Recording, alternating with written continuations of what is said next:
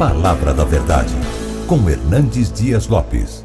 Eu convido você para abrir sua Bíblia comigo, por favor, na carta do apóstolo Paulo aos Efésios, capítulo 5. Efésios, capítulo 5. E vamos ler um texto clássico da Bíblia sobre a questão da família. Efésios 5, versos 22 até o verso 31.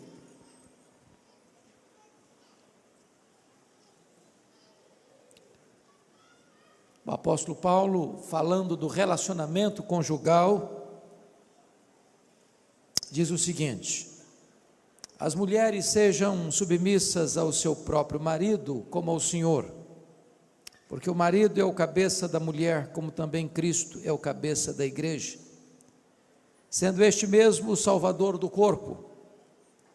Como, porém, a igreja está sujeita a Cristo, assim também as mulheres sejam em tudo submissas ao seu marido. Maridos, amai vossa mulher, como também Cristo amou a igreja e a si mesmo se entregou por ela, para que a santificasse, tendo-a purificado por meio da lavagem de água pela palavra, para a apresentar a si mesmo igreja gloriosa, sem mácula, nem ruga, nem coisa semelhante, porém santa e sem defeito. Assim também os maridos devem amar a sua mulher como ao próprio corpo. Quem ama a esposa, a si mesmo se ama. Porque ninguém jamais odiou a própria carne, antes a alimenta e dela cuida, como também Cristo faz com a igreja, porque somos membros do seu corpo. Eis porque deixa o homem a seu pai e a sua mãe, e se unirá à sua mulher, e se tornarão os dois uma só carne. Penso que todos nós estamos acompanhando de perto a conspiração não mais velada, não mais subjetiva, não mais de bastidor, mas uma conspiração afrontosa, deliberada, acirrada, contra a mais importante instituição que Deus criou, chamada família.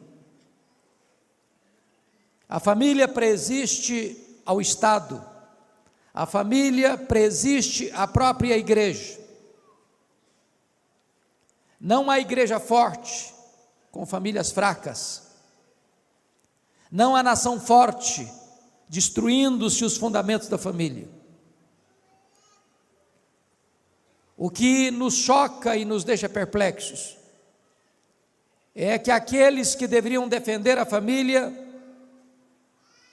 parece que usam todas as armas e armas de grosso calibre para desconstruir a família, a partir de próprios órgãos governamentais que têm como responsabilidade cuidar da educação e da formação do nosso povo, até mesmo com recursos públicos, patrocinam cartilhas, materiais didáticos, infiltrando-os nas escolas, doutrinando crianças e adolescentes, atacando de forma afrontosa e deliberada esta vetusta, esta importante instituição divina que é a família. Hoje, o maior canal de televisão, que é uma das mais poderosas armas de comunicação, não só do Brasil, mas do mundo, de forma idealizada, de forma consciente e deliberada, tem usado suas telenovelas para tentar minar os alicerces da família, para tirar da mente das pessoas o que é família, com a questão da ideologia de gênero, ensinando que quando uma criança nasce, ela nasce neutra. É a cultura, é o meio que vai determinar se ela vai ser homem ou se vai ser mulher. Estamos assistindo uma tentativa gigantesca de se considerar normal a relação entre homem e homem e mulher, como se homem e homem, mulher e mulher pudesse constituir uma família e formar um casamento. Nós precisamos dizer em alto e bom som à nação brasileira, às autoridades constituídas da nossa nação, aos meios de comunicação de massa desta nação, ao Ministério da Educação e Cultura, aos formadores de opinião deste país, que nós permanecemos de pé, que nós permanecemos firmes e inabaláveis em crer que Deus instituiu a família, que Deus instituiu o casamento, e que dentro da visão de Deus, casamento é a relação de um homem e uma mulher, e que nós não abrimos mão desses valores que são milenares, e que hão de reger daqui para frente, ainda e por sempre, a nossa família, e portanto recorremos às Escrituras, porque para nós não é a cultura que legitima a Bíblia, é a Bíblia que julga a cultura. A Bíblia é a palavra de Deus. A Bíblia não se torna um livro arcaico, a Bíblia não está em desuso, a Bíblia não se tornou obsoleta, ela é para nós a nossa única regra de fé e de prática. Mudam as culturas, mudam os homens, mudam as filosofias, a Bíblia continua sendo para nós a nossa norma de vida e de fé. É por isso que estamos abrindo a Escritura nesta noite. E notem comigo, no versículo de número 31, que Deus vai mostrar o que é casamento, o que é família. Não é um educador, não é um filósofo, não é um livre pensador, não é uma instituição humana, é o próprio Deus quem vai definir o que é casamento e o que é família. É a revelação da sua palavra. E notem comigo que o casamento tem 4 pilares, sem os quais a família entra em colapso. O primeiro pilar da família está aí no verso 31. Eis porque deixará o homem a seu pai e a sua mãe e se unirá à sua mulher. Primeiro, o casamento é heterossexual. É a união de um homem com uma mulher. Não é a união de um homem com outro homem. Não é a união de uma mulher com outra mulher. O casamento, conforme Deus instituiu, é a relação de um macho e de uma fêmea, de um homem e de uma mulher. Ele é heterossexual. Deus não criou um outro Adão para Adão. Quando Deus tirou Eva da costela de Adão, Deus não providenciou para ela uma outra Eva. O que a cultura moderna chama de amor, a Bíblia chama de paixão infame, de um erro, de algo antinatural, que tem conspirado contra os valores morais da nossa sociedade, que ao longo dos milênios foi um fator de decadência das civilizações. O segundo pilar do casamento, está aí no versículo 31, é que além de heterossexual, o casamento é instituído por Deus, é monogâmico. Deixa o homem, seu pai, sua mãe, e se unirá à sua mulher, não às suas mulheres. De tal maneira que tanto a poligenia, um homem ter mais de uma mulher, como a poliandria, uma mulher ter mais de um homem está fora do parâmetro e do projeto de Deus. É claro que algumas pessoas de má fé ou com teologia ruim tentam defender a poligamia, inclusive nos arraiais chamados evangélicos. Quando alguém diz o seguinte: bom, mas nós vemos exemplos de homens de Deus no Velho Testamento que tiveram várias mulheres, e citam Abraão, e citam Jacó, e citam Davi, e citam Salomão, e afirmam que se esses homens foram homens de Deus e tiveram mais de uma mulher, hoje também nós poderíamos ser homens de Deus e termos mais de uma mulher. Mas essa é uma leitura errada da Bíblia.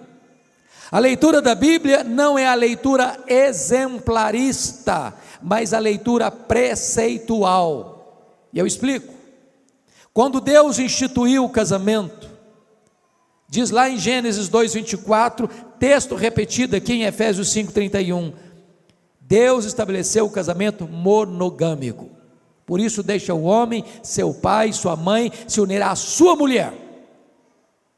Mais tarde, quando Moisés estava trazendo a lei moral, que foi dada pelo próprio Deus, como regra e norma de vida para o seu povo, está escrito no 10º mandamento: não cobiçarás a mulher do teu próximo. Já naquela época havia uma cultura poligâmica no mundo, mas a palavra de Deus, na lei moral, referenda o princípio da criação, que o casamento é monogâmico e não poligâmico. Mais tarde, 1500 anos depois, quando os fariseus chegam para Jesus e perguntam: é lícito ao marido repudiar sua mulher por qualquer motivo? Jesus responde essa pergunta com outra pergunta, e pergunta assim: não tendes lido? Vocês não conhecem a Bíblia? Vamos voltar para as Escrituras? Não tendes lido que o Criador, desde o princípio, criou homem e mulher, e por isso disse: deixa o homem seu pai e sua mãe, se une a sua mulher, tornando-se os dois uma só carne, e o que Deus uniu, não o separe o homem? De tal maneira que tanto na criação, quanto na lei moral, quanto na aliança da graça, o casamento monogâmico é reafirmado. Esta é a leitura correta das Escrituras. Isso prevalece para sempre. Portanto, essa ideia de estar casado e ter um amante, estar casado e ter outro cônjuge, está frontalmente contrário ao ensino das Escrituras. Terceiro princípio, terceiro pilar: o casamento é monossomático. Deixa o homem, seu pai e sua mãe, se une à sua mulher, tornando-se os dois uma só carne. Ou seja, o rapaz e uma moça que vai para a cama no namoro, está pecando contra Deus. Isso é fornicação, está debaixo da ira divina. Deus não põe a sua bênção numa relação desta. Segundo, relação sexual fora do casamento é adultério, e a Bíblia diz que só aquele que quer se destruir comete tal loucura. Mas a Bíblia diz que a relação sexual entre marido e mulher é uma ordenança divina. Portanto, o sexo não é pecado. Deus criou o homem e criou a mulher, criou o macho e criou a fêmea, e instituiu o casamento para que esta bênção fosse usufruída de maneira santa, de maneira lícita, de maneira pura, porque a Bíblia diz: digno de honra entre todos é o matrimônio e o leito sem mácula. Mas o quarto pilar do casamento é que o casamento é indissolúvel. O que Deus uniu, não o separe o homem. E a palavra homem aí, na língua grega, está no neutro. É homem, é mulher, é marido, é esposa, é advogado, é juiz, é conselheiro. Nenhum ser humano tem competência de desfazer o que Deus fez. Agora preste atenção, tem gente que arranja uma desculpa dizendo o seguinte: ah, pastor, eu me separei, ou eu me divorciei, porque quando eu me casei, desculpem da expressão, ainda se amarrava cachorro com linguiça. Eu não sabia de nada não, eu casei inocente. Outra coisa, pastor, quando eu me casei contra a vontade dos meus pais, eu fui rebelde. Pastor, quando eu me casei, eu nem sabia o que eu estava fazendo direito, portanto, não foi Deus que me uniu, então eu estou me separando, então eu estou me divorciando. Deixa eu dizer uma coisa para você, mesmo que você tenha se casado na contramão da vontade de seus pais, mesmo que você tenha se casado sem ter compreendido plenamente o que era casamento, no momento em que você se casou, Deus ratificou aquela aliança. Vocês se lembram de Josué capítulo 9? Lá está escrito que Josué fez uma aliança com os gibeonitas sem consultar a Deus, apressadamente, mas ao firmar aquela aliança, ele não pode mais quebrá-la, e 300 anos depois, o rei Saul quebrou aquela aliança, e o juízo de Deus veio sobre a nação de Israel. Notem isso, hoje 50% dos casais que vão ao altar, jurando amor um ao outro, depois vão para as barras de um tribunal, com mágoas e dores, desfazendo esta relação através de um doloroso divórcio. O preceito de Deus é: o que Deus uniu, não o separe o homem. Deus instituiu o casamento, Deus não instituiu o divórcio.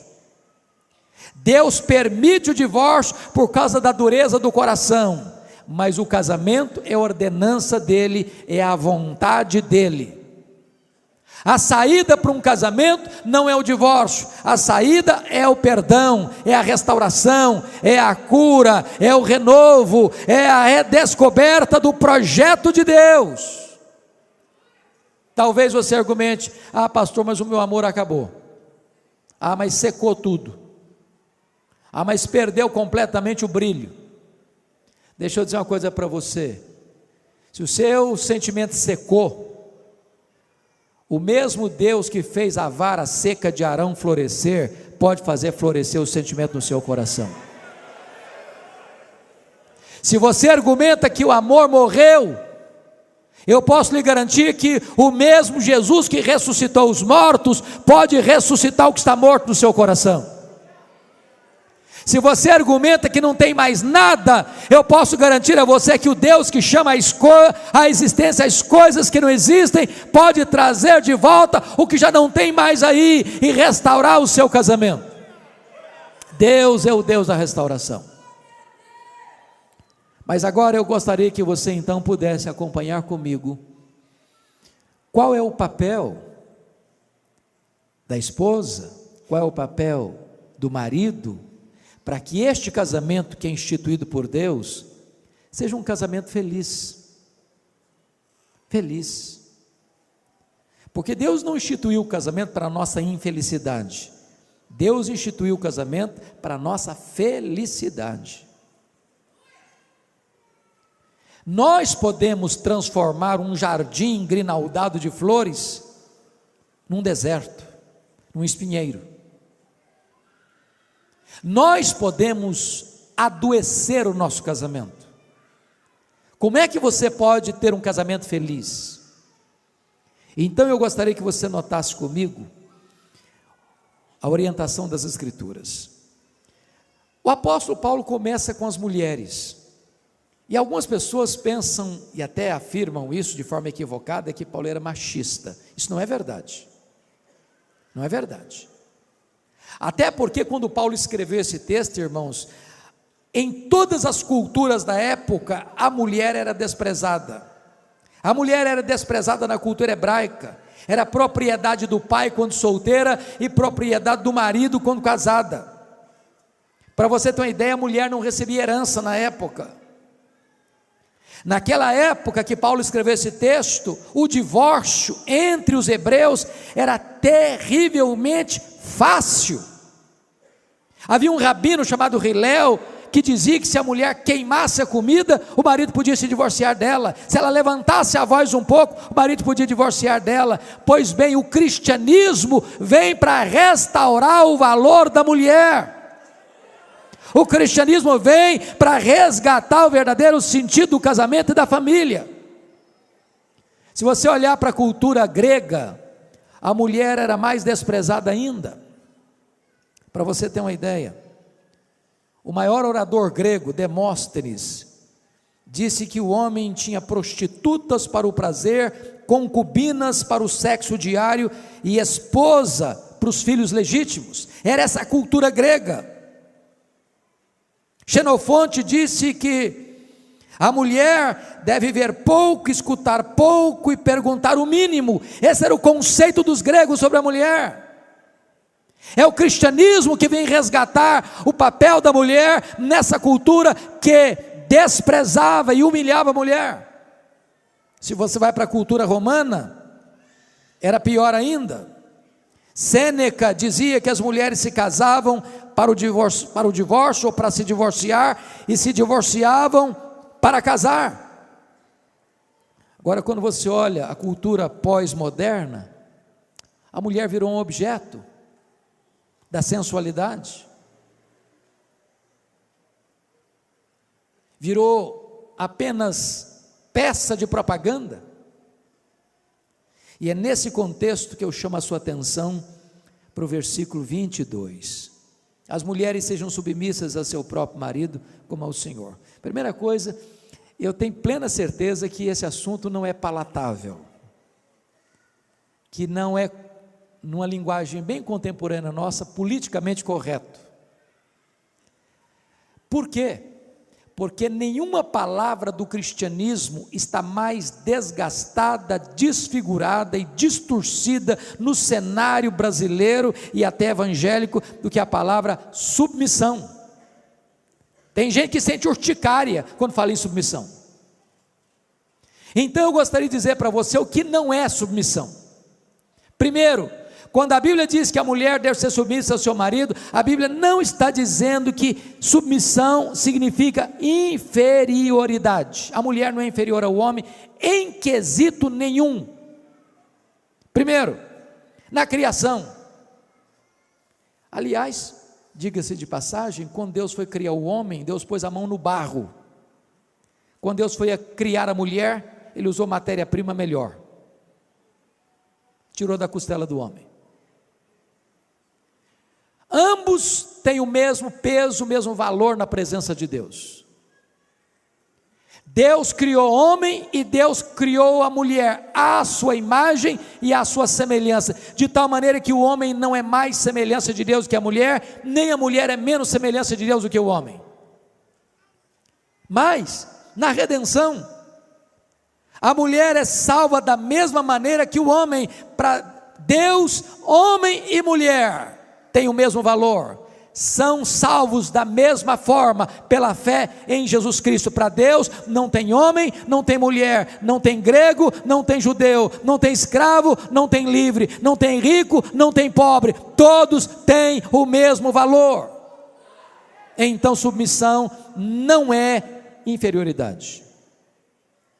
Por exemplo, quando a Bíblia diz que o marido é o cabeça da mulher, pensem comigo, a Bíblia não está querendo dizer que a mulher é inferior ao homem, porque a Bíblia diz assim: Deus é o cabeça de Cristo, Cristo é o cabeça da igreja, o homem é o cabeça da mulher. Eu pergunto a vocês, Deus Pai é superior ao Deus Filho? Não. São da mesma substância, da mesma essência. Jesus é Deus, igual ao Pai, Deus de Deus, luz de luz, coigual, coeterno, consubstancial com o Pai. Logo, a metáfora de cabeça não significa que o homem está acima, que o homem é maior, que o homem é superior. É uma questão de funcionalidade dentro da família. Segundo, submissão não é obediência incondicional, de jeito nenhum. A mulher é submissa ao marido, então ela tem que obedecer incondicionalmente. A Bíblia não ensina isso. A Bíblia não ensina isso.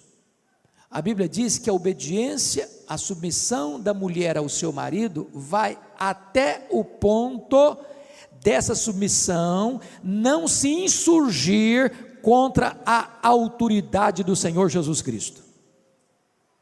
Se o marido requerer da sua esposa uma obediência servil, que vai levar essa esposa a desonrar a Cristo, a desobedecer a Cristo, a pecar contra Cristo, cabe a esta mulher desobedecer ao seu marido para obedecer ao Senhor Jesus. Deixa eu ilustrar isso para vocês de uma forma muito extrema.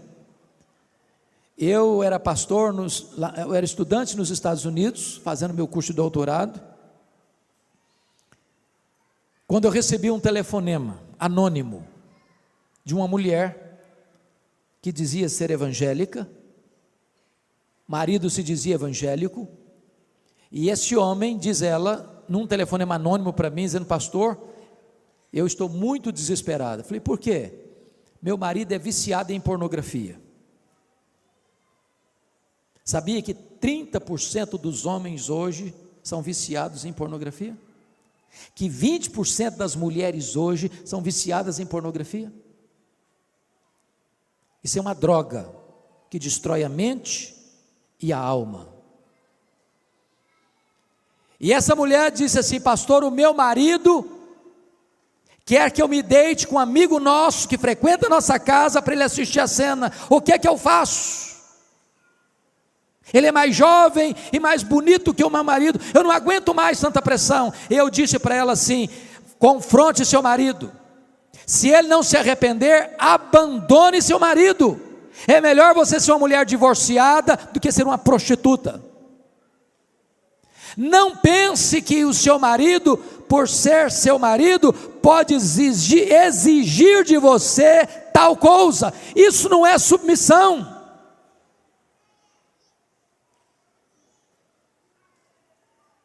Portanto, a submissão da esposa ao marido não é uma submissão incondicional. O marido e a mulher estão debaixo de uma autoridade maior, a autoridade de Jesus Cristo.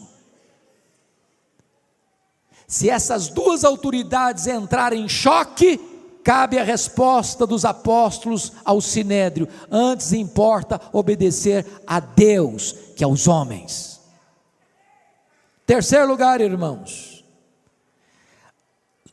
Terceiro lugar. Submissão não é submissão de gênero. Preste bem atenção nisso.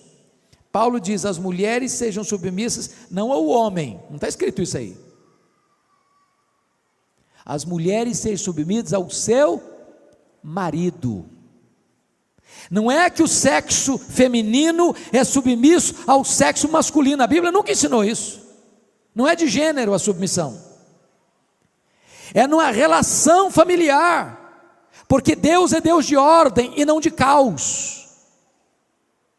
Uma família não pode ter duas cabeças, é preciso ter uma ordem, como dentro da própria Trindade tem uma ordem, o Pai é o cabeça de Cristo, também na família precisa ter uma ordem, e foi Deus quem constituiu o marido como cabeça.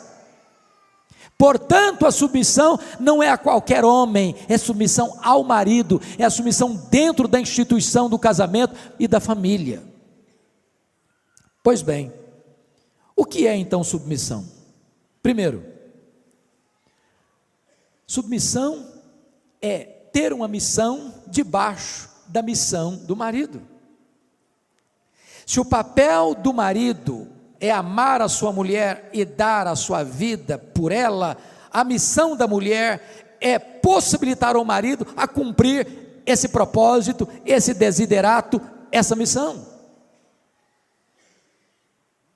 A mulher é submissa ao marido exatamente porque ela é serva de Deus. Em obediência à palavra de Deus, ela se submete ao seu marido. E eu vou lhe dizer algo maravilhoso: a submissão da mulher ao marido é a sua liberdade. Eu explico. Quando é que você é livre como cidadão brasileiro? É quando você obedece às leis ou quando você transgride as leis? Quando é que você é livre para dirigir o seu carro pelas estradas e pelas ruas da sua cidade? É quando você observa as leis do trânsito ou quando você quebra as leis do trânsito? Quando é que você tira um belo som de um piano? É quando você segue as letras e as normas e as notas ou quando você toca as teclas atabalhoadamente? Quando é que a igreja é livre? É quando ela peca e desobedece a Cristo ou quando ela anda dentro da vontade de Cristo, seguindo a sua palavra? Então note isso: Deus não quis subjugar a mulher, Deus não quer escravizar a mulher, Deus estabelece a liberdade, porque submissão não é sinônimo de escravidão, submissão é exatamente sinônimo de liberdade. Você é livre quando você obedece, você é livre quando você anda na luz. O mundo diz que liberdade é liberdade para se drogar, para ter sexo livre, para viver uma vida imoral. Isso não é liberdade, isso é libertinagem.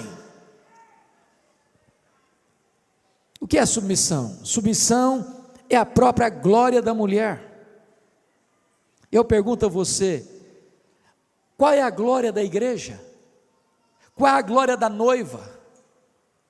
Quanto mais a igreja se deleita em Cristo, mais gloriosa ela é. Quanto mais a igreja honra Cristo, mais feliz ela é. Quanto mais a igreja obedece a Cristo, mais gloriosa e esplendorosa ela é. Então a submissão da mulher é a sua glória. Agora notem, a mulher não é submissa a um tirano, a um carrasco, a um ditador, a um homem cruel, a um homem insensível. Não, a mulher é submissa ao marido que a ama como Cristo amou a igreja.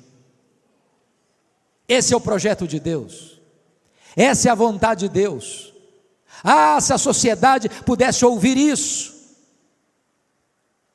se os canais de televisão pudessem ensinar isso, se as telenovelas ensinassem essa verdade, esse princípio, essa nação brasileira seria outra.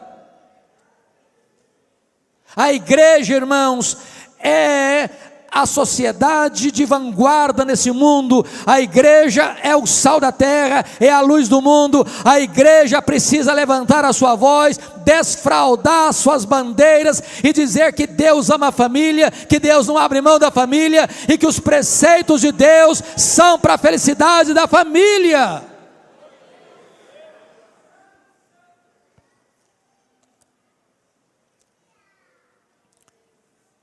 Então, se você, mulher, entende isso, você é uma mulher bem-aventurada. Sabe por quê? A Bíblia diz que a mulher sábia edifica a sua casa. Há muitas mulheres que não querem se colocar debaixo da autoridade de seu marido, disputam espaço, disputam comando. E eu, no segundo período, vou falar do outro lado da verdade bíblica, porque eu tenho certeza que tem muitas mulheres também, cujos maridos já se abdicaram da sua liderança, maridos omissos, desculpem da expressão, maridos frouxos, que não assumem o seu papel de líder da casa, de sacerdote do lar, não assume a responsabilidade de educar os filhos, de orar com os filhos, de orar com a esposa, de ser conselheiro, de ser intercessor, de ser amigo, de ser provedor, de ser uma bênção para a sua casa. E a nossa esperança, irmãos, é que a cidade de Várzea Paulista possa ser verdadeiramente impactada por esta igreja, pelas igrejas aqui representadas, para que cada família dessa cidade, em cada rua, em cada avenida, em cada praça, em cada escola, em cada faculdade, em cada instituição de ensino, em cada instituição de saúde, em cada instituição militar, possa saber que aqui nessa cidade há uma igreja que ama a família, que se importa com a família e que vela pela família.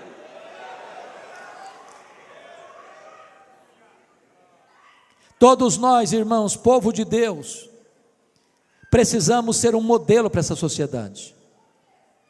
Um modelo. Quando o grande artista e humorista brasileiro Chico Anísio morreu, o que mais me impressionou é que a imprensa deu larga cobertura ao fato de que ele teve 7 casamentos, como se aquilo fosse uma grande vantagem para um homem ter 7 casamentos.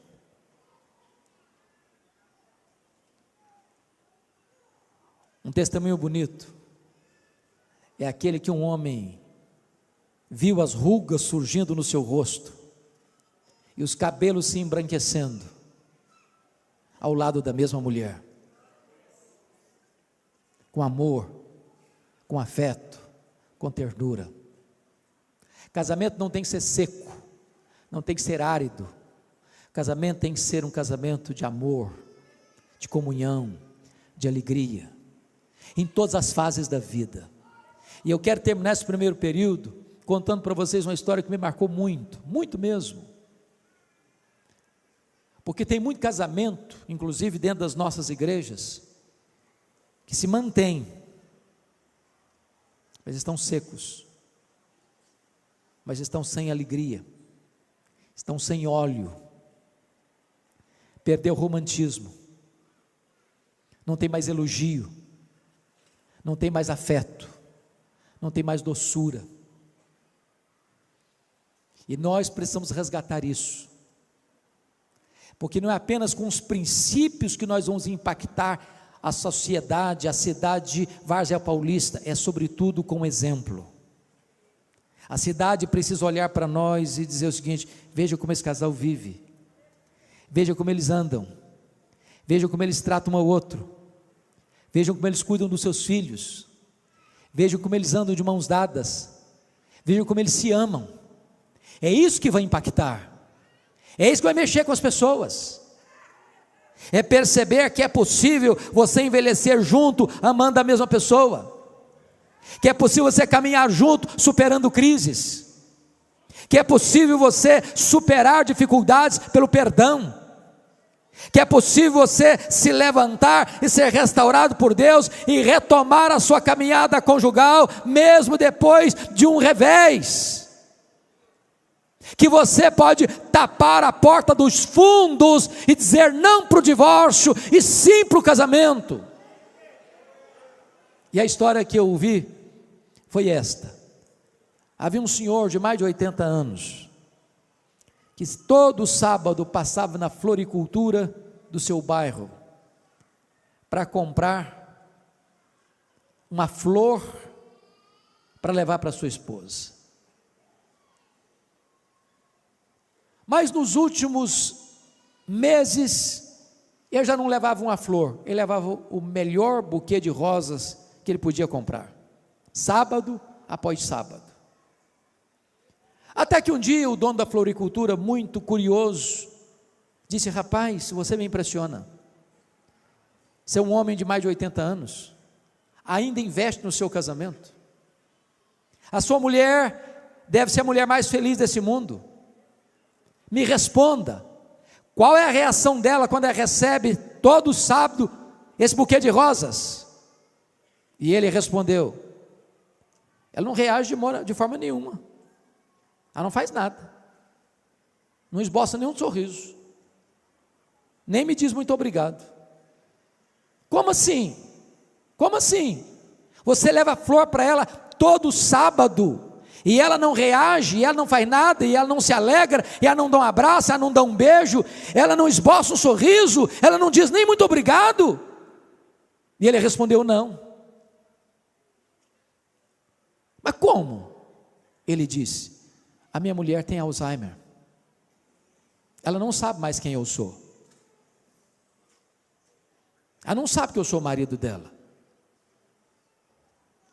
E o homem, mais perplexo, mais chocado ainda, disse: mas se ela não sabe quem é você, por que é que você leva flor para ela todo sábado? E ele respondeu: ela não sabe quem eu sou, mas eu sei muito bem quem ela é. Eu sei muito bem quem ela é.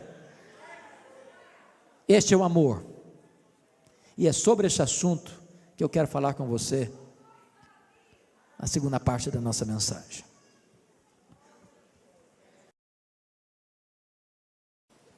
Retomando então, irmãos, ao texto de Efésios, podemos afirmar com total clareza que nenhuma mulher tem dificuldade de submeter a um homem que a ama como Cristo amou a igreja.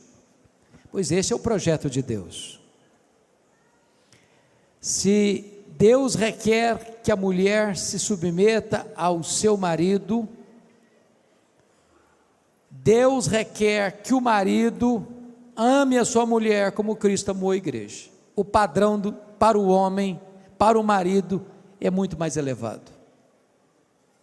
Então, nenhum homem cristão pode, em nome da submissão da esposa a ele, explorar a esposa, subjugar a esposa, massacrar a esposa, fazer dela um capacho. Esse não é o projeto de Deus, essa não é a vontade de Deus. Então veja comigo qual é o papel do marido. Confira aí, por gentileza, versículo 25. Maridos, amai vossa mulher como também Cristo amou a igreja e a si mesmo se entregou por ela. Primeira coisa é que Deus requer que o marido ame a mulher, nem requer que ele entenda a mulher. Acho que o desafio fica grande demais. Deus requer que o marido ame a mulher, nem sempre vai entendê-la, mas é preciso amá-la. E quando você fala que o marido deve amar a sua mulher, isso implica três coisas. Primeiro, quem ama declara que ama. É claro, gente. Há um livro de um autor muito conhecido no Brasil. Esse livro chama-se As 5 Linguagens do Amor.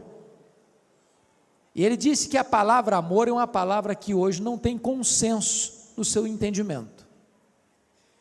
Porque para algumas pessoas, amor é ouvir essa declaração: eu te amo. Qual foi a última vez que você falou para sua mulher: eu te amo? Eu sei que foi hoje, não foi?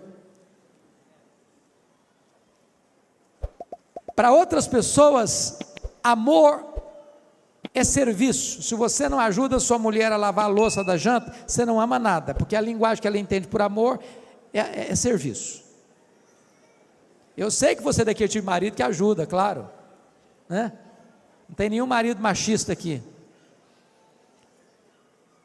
Para a terceira pessoa, amor é tempo de qualidade. Se você não está perto, se você não fica junto, se você não agenda para ficar perto, você não ama, porque a pessoa entende que amor é isso.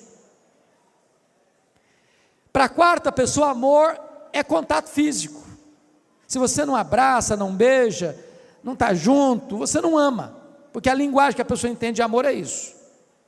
Para a quinta pessoa, amor é cartão de crédito. Se você é um marido pão duro, munheca, mão de vaca, você não ama coisa nenhuma. É claro que vocês são maridos generosos, né? Que compram um presentinho de vez em quando, sem ser dia de aniversário, aniversário de casamento, aniversário da sogra, vocês gostam de comprar um presentinho de vez em quando, não é isso? Quem ama, declara que ama. Se a gente não cultivar esse hábito, perde-se essa prática. Tem constrangimento depois. Pastor Alberto, uma das coisas mais assim constrangedoras do meu pastorado que o primeiro casamento que eu celebrei em Bragança Paulista, no meu primeiro ano de ministério, passado um ano, o casal veio ao meu gabinete pastoral, e a mulher estava muito brava com o marido, e ela me disse assim: pastor, a última vez que o meu marido me disse que me ama, foi no dia do casamento, nunca mais ele falou. E ele olhou para ela assim desconfiado e disse: mas precisa dizer de novo? Não falta nada para você? Coitado, não tinha entendido nada. Pior do que esse foi aquele que dizia no dia do casamento no altar: hoje eu estou te avisando que eu te amo, se um dia eu me arrepender eu te aviso. Quem ama, declara que ama. Segundo, quem ama, tem tempo para a pessoa amada. Meus irmãos, eu sei que todos nós temos agenda muito complicada, mas deixa eu dizer uma coisa para você: sua mulher, seus filhos precisam ter prioridade na sua agenda. Deixa eu lhes dar um exemplo hoje. Eu quase fui indelicado com meu querido colega, estava vindo para a igreja, o telefone tocou. Se fosse outra pessoa, não teria atendido. E o senhor percebeu que eu interrompi a sua fala comigo, pedi licença e atendi. Por que eu atendi? Porque era minha esposa. E eu tenho um princípio: eu posso estar na reunião mais importante da vida, o telefone tocou, eu olhei, é minha esposa, é meu filho, é minha filha, é minha nora, eu atendo na hora. Na hora. Se tiver uma necessidade, eu peço licença e saio na hora. Porque muito obstante você tenha tantos compromissos, a sua família precisa saber que você tem acesso à sua agenda a qualquer dia, qualquer hora, em qualquer lugar, e tem prioridade.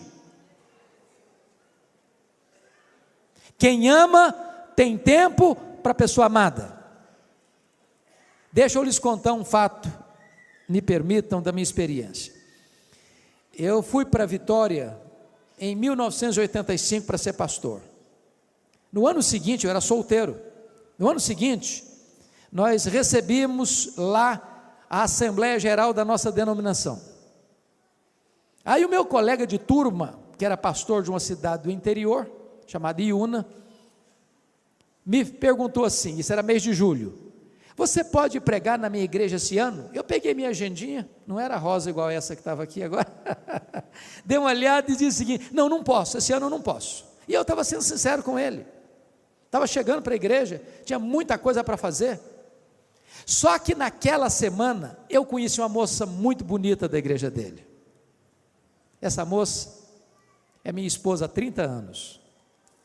E eu fui na igreja desse pastor naquele ano, que era a ovelha dele, 9 vezes, naquele ano, 9 vezes, eu mudei minha agenda, eu arranjei tempo, porque quem ama, tem tempo para a pessoa amada. Então arranje tempo para estar junto com a sua mulher, tira férias com a sua mulher, passeie com a sua mulher. Se você não tem dinheiro para ir um restaurante, pare na esquina e coma um cachorro quente com a sua mulher, compre um saco de pipoca, mas arranje tempo para estar perto. Hoje às vezes nós temos tempo para todo mundo, mas não temos tempo para a família. Escutamos todo mundo, mas não escutamos a família. Terceiro, quem ama procura agradar a pessoa amada. Meus irmãos, não tem nada que machuca mais uma mulher do que um marido grosso, couro de jacaré, duro no trato. Conhece gente dura no trato? Quem ama procura agradar a pessoa amada. Eu não sei, eu era pastor em Vitória, e um dia eu estava no meu gabinete e entrou uma mulher chorando, uma mulher de uns 25 e poucos anos, 25 anos mais ou menos, e essa mulher com a palma da mão rasgada, Quando ela acalmou um pouquinho, eu perguntei: minha filha, o que está acontecendo com você? Ela me disse: eu estou numa terrível crise conjugal. E eu perguntei: quantos anos de casada? Ela me disse: 3 meses. Eu falei: 3 meses? Mas lua de mel, desse jeito? Vocês já viram o pastor de vocês fazer casamento, claro. Se não botar um microfone para escutar os compromissos do noivo com a noiva e da noiva com o noivo, só o pastor escuta o que eles prometem. Parece que tem gente que ali na frente promete o seguinte: eu te prometo que a partir de hoje eu arrebento com a sua vida. Eu te prometo que a partir de hoje você não tem mais um dia de paz. Eu te prometo que a partir de hoje você não dorme mais sem Lexotan. Parece que tem gente que está prometendo isso. Quem ama, procura agradar a pessoa amada. Tem gente que diz assim: eu quero me casar para ser feliz. Não, está errado isso. Sabe por quê? Eu vou dizer algo chocante para você aqui. Não é o casamento que faz uma pessoa feliz. Casamento é para que 2 pessoas felizes sejam mais felizes ainda. Mas a única pessoa que faz alguém feliz é Jesus de Nazaré. É Jesus. Agora preste atenção nisso. O seu papel como marido, o seu papel como mulher é descobrir formas e meios de abençoar o seu cônjuge, de agradar o seu cônjuge. De que maneira fazer isso, irmãos? Um elogio. Nós temos que aprender a sermos pródigos nos elogios e cautelosos nas críticas. Eu conheço casal que pensa que vai melhorar o cônjuge com a lupa na mão, identificando os pontos falhos. Não, eu tenho que descobrir quais são os pontos falhos do meu marido, da minha esposa, para corrigi-los. Não é assim que você ajuda o seu cônjuge. Aliás, você deve identificar quais são os pontos fortes e enaltecê-los. Um elogio sincero vale mais do que 1000 críticas. Você pega mais mosca com a gota de mel que com barril de fel. Quem ama, procura agradar a pessoa amada. Agora, quando o marido ama a sua mulher, como é que ele expressa isso? Vamos olhar nas Escrituras. Primeiro, o marido deve cuidar da vida espiritual da esposa. Olha comigo, por gentileza, versículo 25 a 27. Maridos, amai vossa mulher como também Cristo amou a igreja, a si mesmo se entregou por ela. Então, primeiro é um amor sacrificial. Você não pode fazer igual Isaac. Sabe o que Isaac fez? Quando ele chegou lá naquela terra e viu que a mulher dele era muito bonita, falou: esses caras vão me matar por causa da minha mulher. Aí botou a mulher dele como escudo. Não, não é minha mulher, não é minha irmã. Foi covarde, foi frouxo. A partir daquele momento, leia bem a sua Bíblia, você vai ver que Rebeca não conversa mais com Isaac tete a tete, ela escuta o marido por trás da porta. Acabou o diálogo, acabou a confiança. Que marido é esse que não assume que é meu marido em público? Que marido é esse que me coloca para protegê-lo como escudo, em vez dele abrir o peito e diz: não, eu estou aqui é para proteger a minha mulher, eu estou pronto a morrer por ela.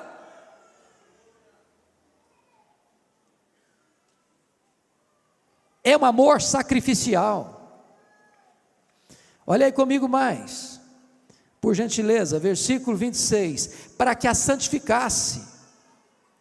Veja que o amor do marido santifica a mulher. De que maneira, irmãos? De que maneira que o amor do marido santifica a mulher? Pensa comigo nessa cena. Marido não elogia a esposa, O marido não é carinhoso com a esposa, o marido não é romântico com a esposa, o marido nunca faz um afago na esposa, o marido trata a esposa de qualquer jeito, casca grossa, duro no trato, não é afetuoso, não é carinhoso, não é cavalheiro, não é amável, não cobre a esposa de cuidado. Aí essa mulher sai de casa, bota o pé na rua e é coberta de elogio. Coberta de elogio. O que é que essa mulher está? Fragilizada, carente afetivamente, tornou-se o quê? Vulnerável. Vulnerável, porque ela em casa não é amada, porque ela não é elogiada, porque ela não recebe afeto, porque ela não recebe carinho, porque o marido não é romântico. Agora imagina outra cena, essa mulher, ela é valorizada pelo marido, ela é querida pelo marido, o marido a valoriza, o marido a elogia, o marido é carinhoso, o marido é romântico, o marido é cavalheiro, o marido é cuidadoso. Quando ela sair à rua e alguém vir querer trazer sedução para cima dela, sai para lá, cara, sei quem eu sou amada, eu sou querida, eu tenho valor, eu sou valorizada, eu não estou nem aí com esse tipo de elogio barato seu. O amor do marido protege a mulher e santifica a mulher. Olha mais, veja comigo, por gentileza, versículo 28 diz: assim também os maridos devem amar a sua mulher como ao seu próprio corpo. Então deixa eu só dizer uma coisa para você aqui. Eu não sou daqueles, e nem você com certeza, que acha que só a sua família tem valor, porque tem gente que só vê virtude na sua família e só vê defeito nas outras famílias, não é verdade? Tem outras pessoas que é o contrário, só vê virtude na vida dos outros, só vê defeito na sua. É o chamado mito da grama mais verde, que é do outro é sempre melhor. Qual o nosso papel? É o papel lá do marido de Provérbios 31. O que ele responde? Há muitas mulheres virtuosas, mas tu a todas sobrepuja. Deixa eu dizer uma coisa para você. Se você ficar achando que a mulher do seu vizinho é mais virtuosa do que a sua mulher, você já está num caminho escorregadio. Se você espichar o pescoço e ficar olhando por cima do muro, achando que você merece alguém melhor, você já está encrencado.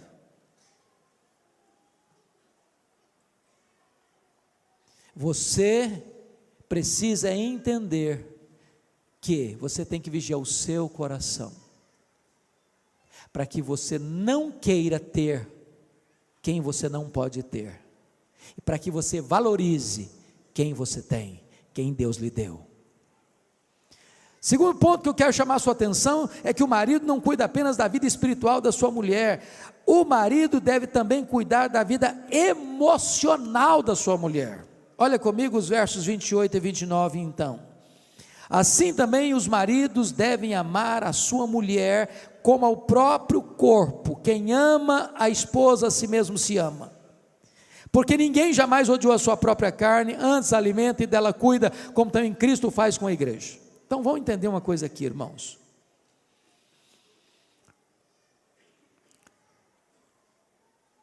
Quando um marido trata mal a esposa, ele está tratando mal a si mesmo. Quando o marido agride a esposa, ele está agredindo a si mesmo. Quando ele fere a esposa com palavras, ele está ferindo a si mesmo. E Paulo usa uma linguagem dizendo que ninguém jamais odiou a sua própria carne. Se você encontrar na rua uma pessoa se auto-agredindo, pode interná-la, pode botar no hospício, pode botar no sanatório, endoidou. Agora Paulo está querendo usar esse argumento para dizer o seguinte: quando você encontrar um marido agredindo a esposa, machucando a esposa, falando mal da esposa, levantando a voz para a esposa, sendo duro no trato com a esposa, ou até mesmo agredindo fisicamente uma esposa, isso é um sinal de loucura relacional. Porque a esposa é carne da sua carne. Então deixa eu dizer uma coisa para você, marido. Você é o responsável pela saúde emocional da sua mulher. Você precisa investir na vida da sua mulher.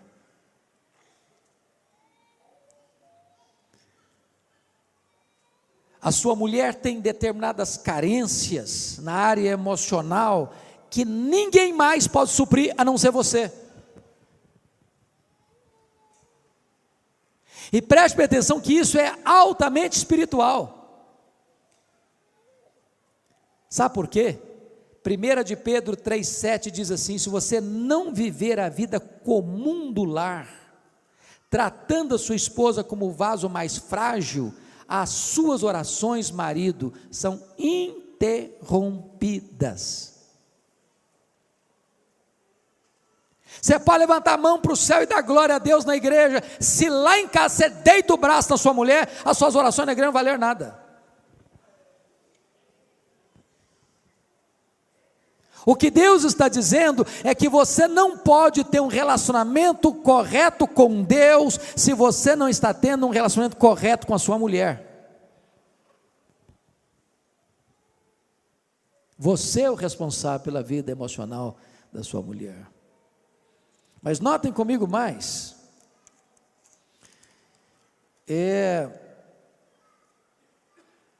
o marido não apenas cuida da vida emocional da sua mulher, elogiando-a, acariciando-a, porque é um termo muito interessante aqui, que eu chamo a sua atenção agora, ele cuida também da vida física da sua mulher. Olha, por gentileza, o que está escrito no verso 29 ao verso 31, porque ninguém jamais odiou a própria carne, antes a alimenta e dela cuida. A palavra cuida aí, na língua grega, só aparece mais outra vez na Bíblia, no Novo Testamento. Só aqui em Efésios 5:29 e em 1 Tessalonicenses 2:7. E lá a palavra foi traduzida por acariciar.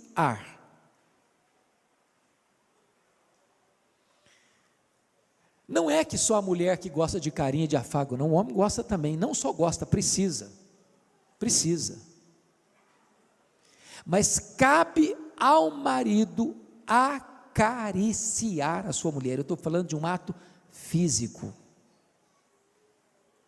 e que é legítimo, e que é a expressão da vontade de Deus, e que é o projeto de Deus, que marido e mulher tenham um afeto um pelo outro, sejam carinhosos um com o outro, façam um afago um no outro, abraçam um ao outro, beijam um ao outro, sejam afetuosos um com o outro, tenham carícias um com o outro. É o que a Bíblia diz em Provérbios. Por que você vai buscar a fonte alheia, a fonte estranha, se Deus botou um manancial para você dentro da sua casa, no seu casamento? Para que você vai buscar prazer lá fora, se Deus deu para você essa fonte de prazer? Então usufrua o que Deus deu para vocês. Deixa eu dizer uma coisa aqui bem aberta para vocês. Ter sexo fora do casamento, antes do casamento, é pecado. Ter sexo fora do casamento é pecado. Mas não ter sexo no casamento também é pecado.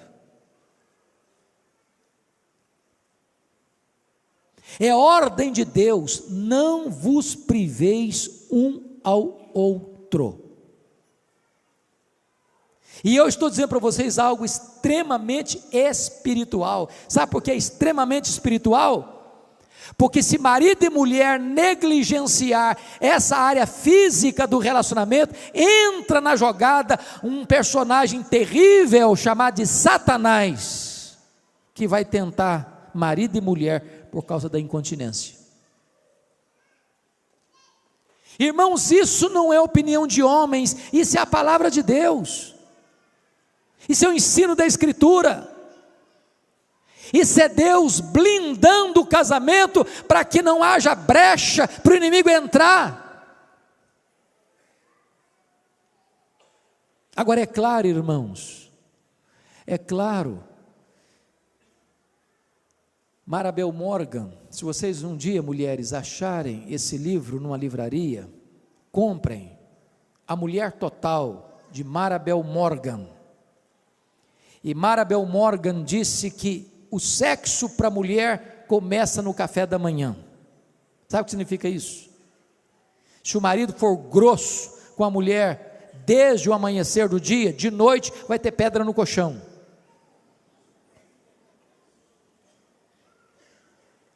Notem que Deus é tão maravilhoso, que antes de Deus falar da área física entre marido e mulher, Ele fala que o marido tem que amar a mulher, que o marido tem que ser carinhoso com a mulher, que o marido tem que ser afetuoso com a mulher, e desta maneira os dois não vão passar fome no banquete.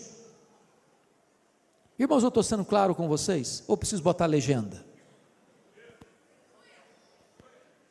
Esse é o projeto de Deus. Essa é a vontade de Deus.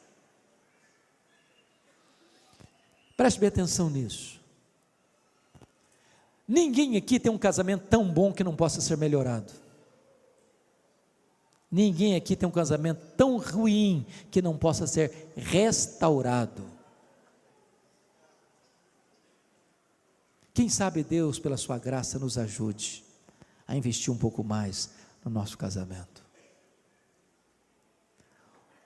Sabe o que me deixa perplexo, pastor Alberto? É que o índice de divórcio no meio evangélico é quase o mesmo fora da igreja.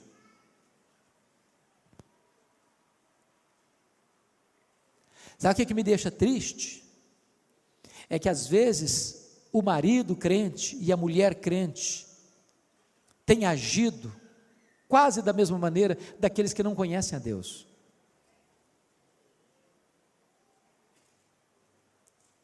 Sabe o que me deixa preocupado?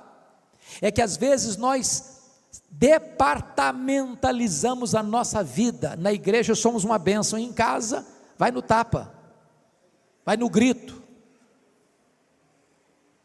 ou naquele silêncio gelado, naquela indiferença terrível e esmagadora. Irmãos, eu estou cansado de receber e-mails e cartas anônimas dizendo: pastor, eu não aguento mais, meu marido é crente, meu marido é líder da igreja, meu marido canta no coral, meu marido faz isso na igreja, faz aquilo outro, mas em casa ele não me ama, ele não fala comigo, ele não é carinhoso comigo, ele nem me respeita.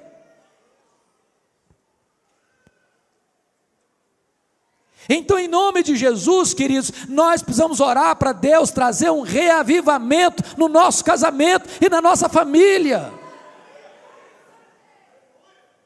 A família precisa ser o alvo do nosso afeto, da nossa atenção máxima, do nosso carinho maior, do nosso maior investimento. Nós não poderemos ter reavivamento na igreja se a nossa casa está em crise, porque o que é a nossa igreja, senão a somatória das nossas famílias?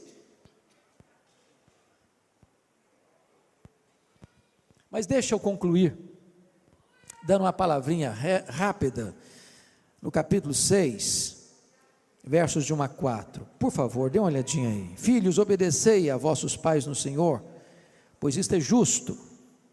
Honra teu pai e tua mãe, que é o primeiro mandamento com promessa, para que te vá bem e sejas de longa vida sobre a terra. Verso 4, e vós pais, não provoqueis vossos filhos a ira, mas criai-os na disciplina e na admoestação do Senhor. Presta atenção, que no verso 1, a palavra pais, é pai e mãe. Filho tem que obedecer pai e mãe. Filho tem que honrar pai e mãe.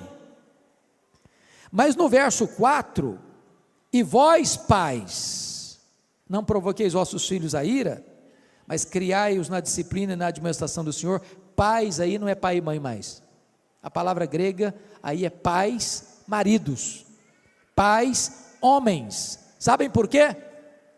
Porque diante de Deus, o responsável pela formação espiritual dos filhos é do marido. Marido, não terceirize essa gloriosa missão. Não transfira para sua mulher a educação cristã dos seus filhos. Deus colocou você como responsável. Você é o sacerdote do seu lar.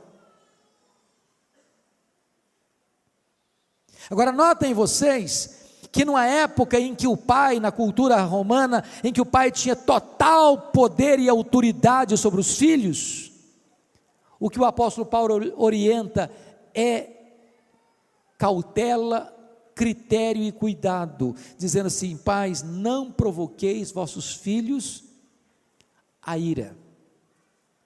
De que maneira você pai que está aqui hoje, pode provocar seu filho a ira? Primeiro, você provoca seu filho a ira quando você fala uma coisa e vive outra. Quando você diz: meu filho, você tem que ser verdadeiro, você tem que ser honesto. Aí o telefone toca. Aí você diz: fala que eu não estou não. E o filho fica em dúvida: mas que negócio é esse? Meu pai disse que tem que ser verdadeiro, tem que ser honesto, e manda eu mentir?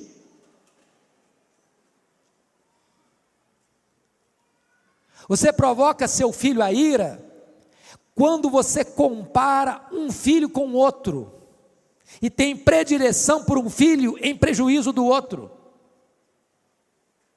e age como Isaac e Rebeca: eu tenho um filho predileto, não, o outro é que é meu predileto.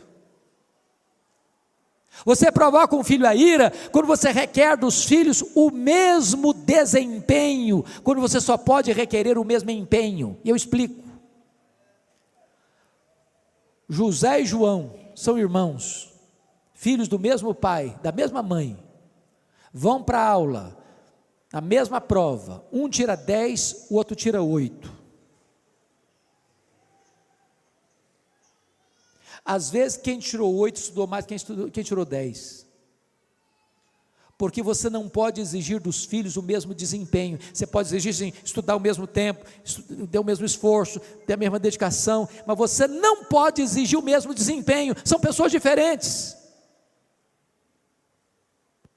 Você provoca um filho a ira quando você cobra sempre e não elogia nunca. Por exemplo, o menino chega em casa todo feliz, diz: papai, eu tirei 9 na prova de matemática, e você diz: menino, quando é que você vai tirar 10? O menino fica todo desanimado, falei: nunca vou conseguir agradar meu pai.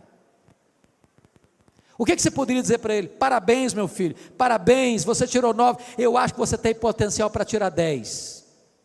Você valorizou seu filho, você encorajou a prosseguir e avançar um pouco mais.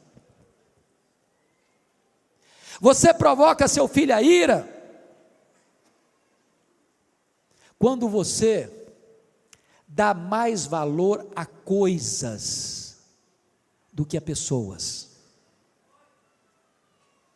Você lisa mais o seu carro do que faz polimento nos relacionamentos. Você tem mais ciúme do seu carro do que da sua família.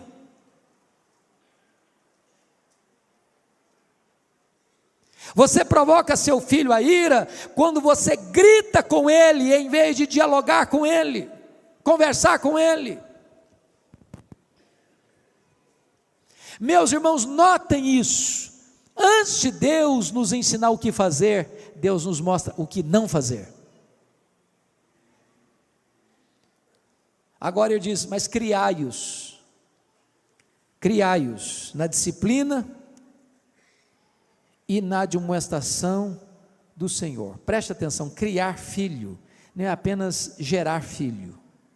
Criar filho não é apenas dar teto para morar, cama para dormir, roupa para vestir, comida para se alimentar, escola para estudar. Criar filho, irmãos, tem a ver com toda a sua formação psico, emocional e espiritual.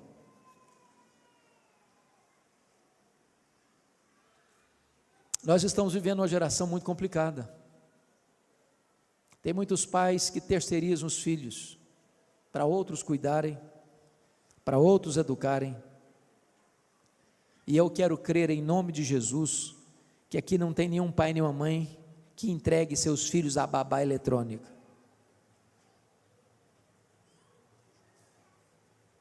Crie os seus filhos, eduque os seus filhos, e inculque nos seus filhos os valores de Deus.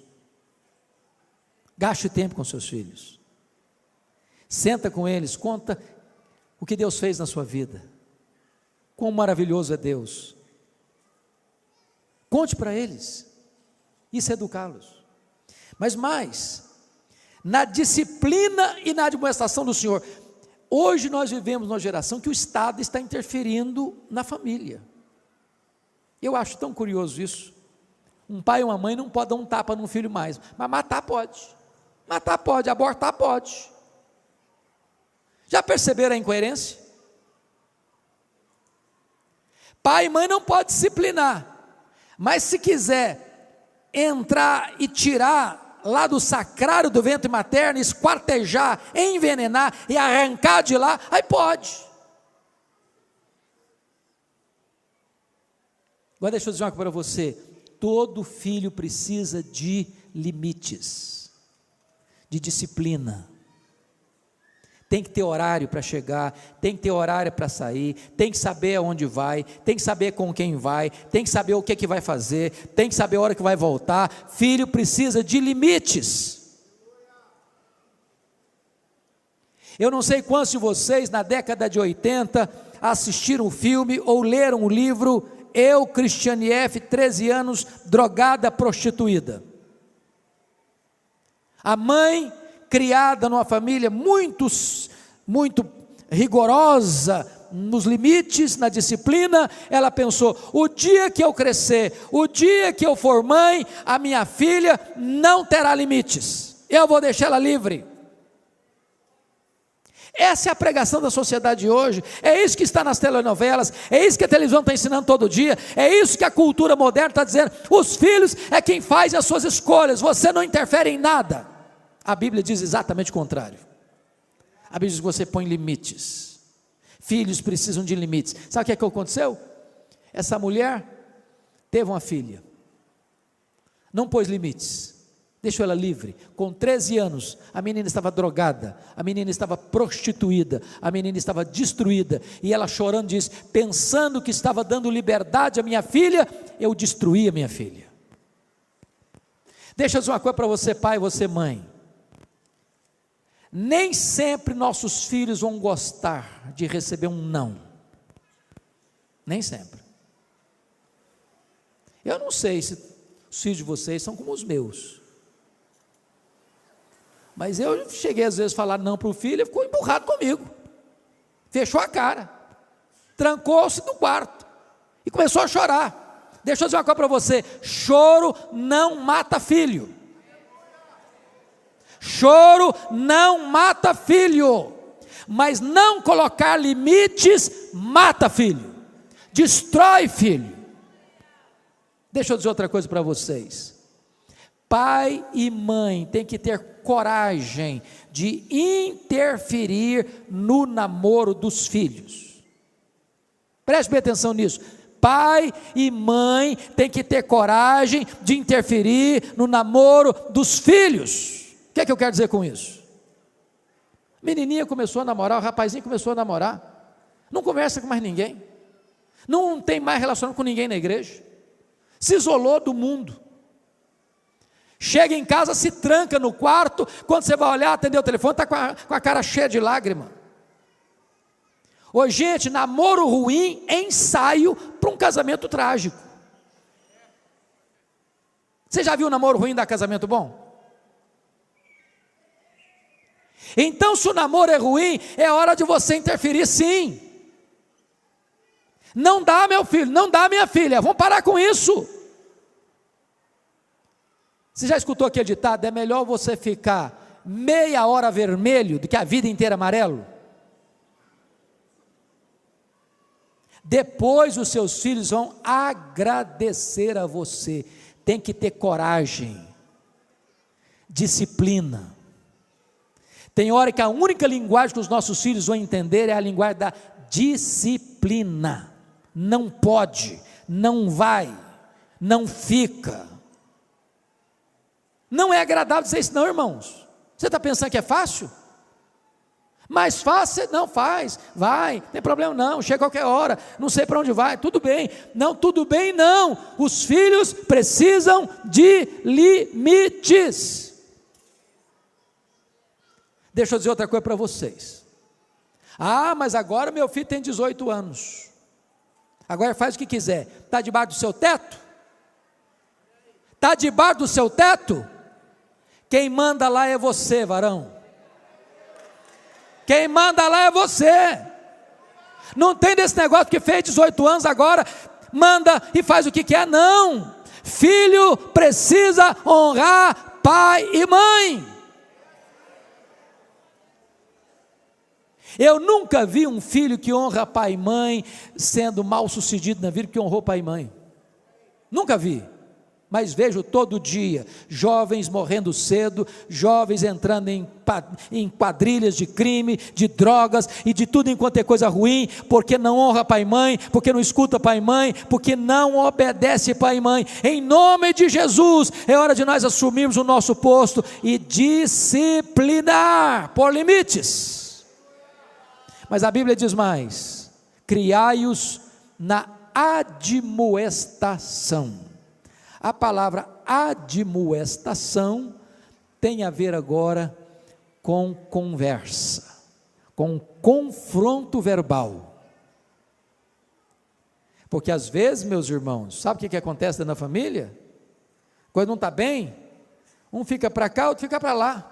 Há um silêncio, o medo da conversa, o medo do confronto, o medo do enfrentamento. Eu não estou falando de brigar não, irmãos, não estou falando de gritar não.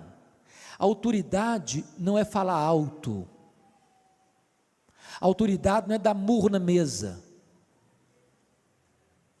Eu gosto muito de uma frase de Erich Fromm, quando ele disse o seguinte: há dois tipos de autoridade, a autoridade imposta e a autoridade adquirida. A autoridade imposta é quando você grita: aqui quem manda sou eu. Quando você precisa gritar para falar isso, é porque já perdeu a autoridade. Você não precisa gritar, você pode falar baixinho, mas sabe o que fala mais? É o seu exemplo, é a sua coerência. Converse, confronte. Mas ao conversar com seu filho, confrontar o seu filho, confronte com a Bíblia aberta, confronte com o coração quebrantado, confronte com lágrimas nos olhos, confronte para passar para o seu filho o seguinte: meu filho, eu estou falando isso para você porque eu te amo, porque eu quero o melhor para a sua vida, porque eu me interesso por você, porque seria muito mais fácil eu deixar para lá, seria muito mais cômodo.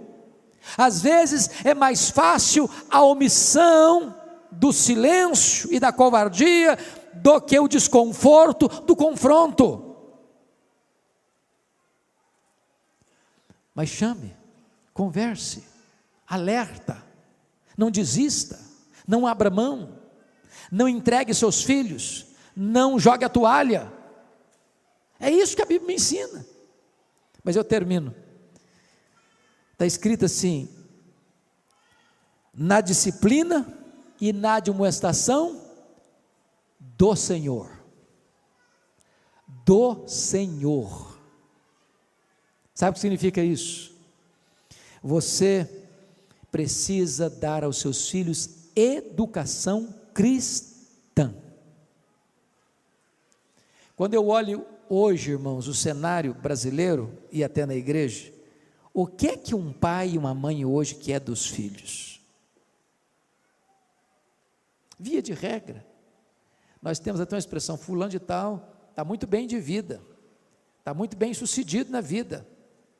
O que está querendo dizer com isso? Estudando uma boa escola? Fez a prova do Enem, tirou nota máxima?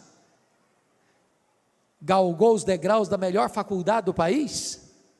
Entrou num curso cobiçado? Saiu da faculdade e achou um grande emprego? Está ganhando muito dinheiro? Tudo isso é bênção, tudo isso é legítimo, tudo isso pode ser desejado, mas se você não passou os valores de Deus para os seus filhos, tudo isso é troféu de palha. Troféu de palha. O que adianta ganhar o mundo inteiro e perder a sua alma? Mais importante que qualquer vitória nesta vida, qualquer sucesso nesta vida para os nossos filhos, é criar os nossos filhos na admoestação do Senhor. Que os nossos filhos sejam servos de Deus, que eles amem a Jesus, que eles sirvam a Deus, que eles estejam integrados na igreja, que eles sintam prazer em participar do culto e adoração a Deus, que eles estejam envolvidos na obra de Deus, que eles estejam engajados no reino de Deus. E eu quero terminar dizendo o seguinte, irmãos, eu olho, e o pastor Alberto tem viajado tanto, quanta tristeza você tem quando vai em Europa hoje, de ver as igrejas vazias, ou de ver um gato pingado de gente, só de cabecinha branca, porque a juventude não está mais na igreja. Por quê, irmãos? Por quê? É porque os pais falharam em passar o bastão do evangelho para os seus filhos. Irmãos, hoje os nossos filhos estão vivendo um mundo muito mais perigoso que nós vivemos na nossa juventude. As janelas do mundo estão mais abertas e mais coloridas. As propostas para seduzir e atrair o coração dos nossos filhos são muito mais veementes hoje que na nossa época, e nós precisamos redobrar o nosso esforço para que as crianças, para que os adolescentes, para que os jovens conheçam a Deus, sejam cheios do Espírito de Deus, sejam envolvidos com a obra de Deus e possam ser uma igreja viva, forte para a glória de Deus. Nós não podemos perder esta geração, queridos. Nós não podemos fracassar, deixando de transmitir e passar o bastão do evangelho para esta geração, para que a futura igreja, a igreja de amanhã, seja mais viva, mais forte e mais cheia do Espírito Santo do que a igreja que vivemos hoje. A minha palavra é de gratidão a Deus por esta noite. A minha palavra é de gratidão a Deus por esta igreja. A minha palavra é de gratidão a Deus pelos pastores desta igreja, pela visão de investir na família e de impactar a cidade de Várzea Paulista, ajudando as famílias dessa cidade. Que Deus abençoe vocês, que Deus guarde vocês, que Deus guie vocês, que Deus proteja vocês, que Deus conduza vocês em triunfo. Amém.